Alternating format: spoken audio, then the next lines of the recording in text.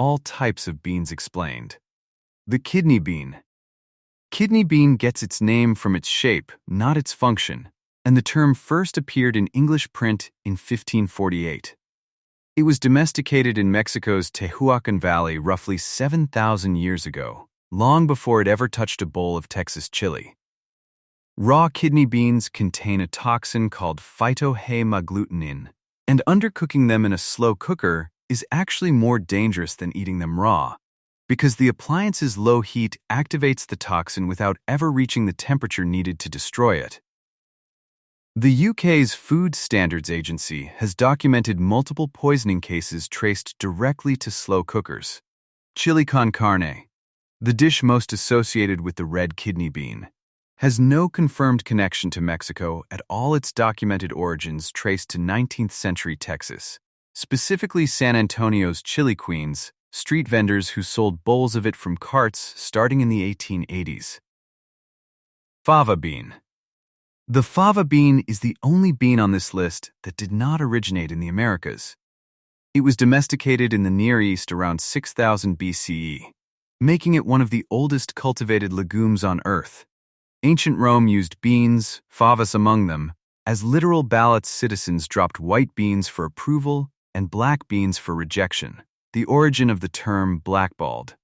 Pythagoras reportedly forbade his followers from eating fava beans entirely, and the Greek writer Diogenes Laertius claimed the philosopher chose death over crossing a bean field to escape his enemies.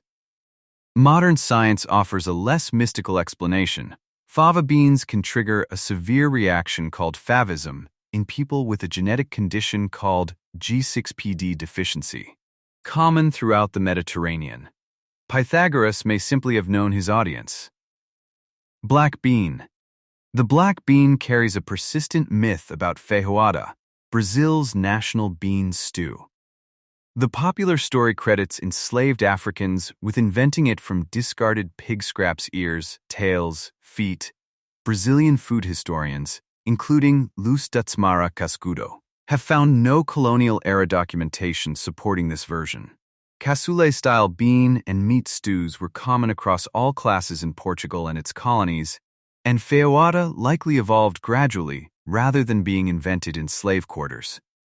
The dish became Brazil's unofficial national food regardless, typically served on Wednesdays and Saturdays in restaurants across the country. The black bean itself remained a peasant staple in Latin America for centuries, specifically because it required no refrigeration and stored well through dry seasons. Adzuki bean. The adzuki bean has been cultivated in China for roughly 2,000 years, arriving in Japan sometime before the 4th century. Its red color carries specific cultural weight.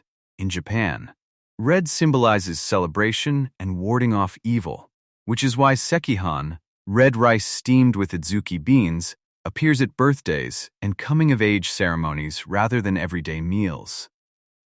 The sweetened paste made from the bean, anko, fills mochi and dorayaki across East Asia. Unlike most beans discussed here, the adzuki is almost never served savory in its country of origin, a bean that spent 2 millennia being systematically converted into dessert. The chickpea. The chickpea is not technically a bean. Botanically, it belongs to a separate genus, Caesar, distinct from phaseolus beans like the kidney or pinto. It was domesticated around 7500 BC in what is now southeastern Turkey, making it older than written language. Hummus, the chickpea's most famous modern export, is claimed by Israel, Lebanon, and Palestine as a national dish, and no archaeological or textual evidence settles the dispute definitively. The name garbanzo comes through Spanish, possibly from a Basque word meaning dry seed. Chickpeas were fed to Roman gladiators specifically for their protein content, a fact modern protein powder marketing has quietly rediscovered. The soybean. Soybean was cultivated in China by at least 1100 BCA during the Zhou dynasty, and fermentation techniques developed there eventually produced both soy sauce and tofu. Legend credits Lu An, a Han dynasty prince who lived from 179 to 122 BC, with inventing tofu accidentally while attempting to brew an immortality elixir. Here is the figure worth pausing on. In the United States, the world's largest soybean producer, only about 6% of the crop is eaten directly by humans. The rest is crushed for oil or fed to livestock, meaning the vast majority of American soybeans never appear on a plate as soybeans at all. They become chicken, pork, and the vegetable oil in a bottle nobody reads the label on. The navy bean. Navy bean earned its name from the United States Navy, which made it a standard ration starting in the 19th century, cheap, dense with calories, and resistant to spoilage on long voyages. Boston built an entire culinary identity around it, and the city's nickname, Beantown, dates to the colonial-era practice of baking navy beans with molasses and salt pork for hours. H.J. Heinz began mass-producing canned baked beans in 1886, but launched them first in London rather than the United States, correctly betting that British consumers would adopt tinned convenience food faster than Americans. The Lima bean. Lima bean takes its name directly from Lima, Peru, where Spanish colonists encountered it being cultivated by civilizations dating back over 6,000 years. Archaeological sites in Peru have yielded Lima bean remains from as early as 5000 BC. In the American South, it goes by an entirely different name, the butter bean, a rebrand so effective that many Southerners have no idea the two are identical. Even the pronunciation split along geography. Lima, the Peruvian city, is pronounced Lima, while Lima, Ohio, and the bean named for the original city, are both pronounced Lima in American English, a mispronunciation so old it fossilized into the standard. The black-eyed. Black-eyed pea is not a pea. It is a cowpea, native to West Africa and domesticated there thousands of years before transatlantic trade. Enslaved Africans carried it, along with the culinary knowledge to prepare it, to the American South, where it became foundational to soul food cuisine. Hoppin' John, the black-eyed pea and rice dish traditionally eaten on New Year's Day for luck and prosperity, has documented roots going back to at least the 1840s in South Carolina's Lowcountry. Some historians connect the dish's association with luck to January 1, 1863. The day the Emancipation Proclamation took effect, a meal of survival food retroactively turned into a symbol of freedom. The pinto bean. Pinto bean takes its name from the Spanish word for painted, a reference to its mottled skin, which turns a solid pinkish brown once cooked. It is the most consumed bean in the United States and Mexico combined, forming the backbone of refried beans, or frijoles refritos. The name is a mistranslation waiting to happen. Refritos does not mean fried twice. It comes from bien fritos, meaning well fried, a Spanish construction that English speakers heard as refried and never corrected. The bean itself was already a staple of indigenous diets throughout the American Southwest and northern Mexico centuries before Spanish colonization gave it the name it carries today. The mung bean. Mung bean was domesticated in India at least 3,500 years ago and remains one of the most widely eaten legumes on Earth, though it barely registers in Western kitchens.